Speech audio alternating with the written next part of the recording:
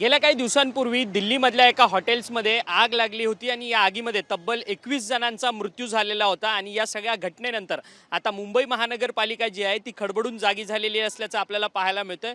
मुंबई महानगरपालिका आपल्या अंतर्गत क्षेत्रामध्ये खरं तर आता फायर ऑडिट राबवणार आहे।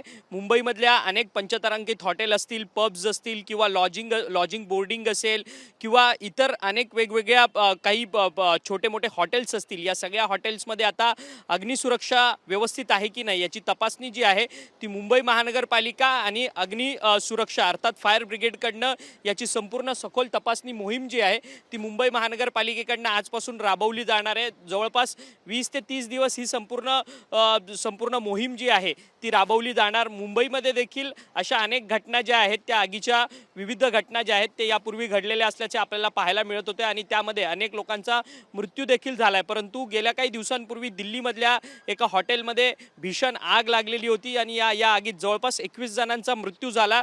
या आगीमध्ये खरं तर अनेक विदेशी नागरिक देखील मृत्युमुखी पडलेले होते। ह्याची दखल थेट पंतप्रधान नरेंद्र मोदी यांनी देखील घेतलेली होती आणि या सगळ्या संदर्भात या सगळ्या घटनेच्या नंतर आता मात्र मुंबई महानगरपालिकेला जाग आलेली असल्याचं आपल्याला पाहायला मिळते आणि आता मुंबई महानगरपालिकेकडनं अनधिकृत बांधकामं असतील किंवा जी अग्निसुरक्षा परवानगी न घेतलेले हॉटेल्स, बार, पब जे असतील किंवा लॉजिंग बोर्डिंग असतील, पंचतारांकित हॉटेल्स असतील, या सगळ्यांवरती कारवाईचा बडगा जो आहे तो मुंबई महानगरपालिकेकडनं आता केला जाणार असल्याची माहिती जी आहे ती समोर येताना पाहायला मिळते। जर्नलिस्ट कमलेशसह अक्षय मंकणी, TV9 मराठी, मुंबई।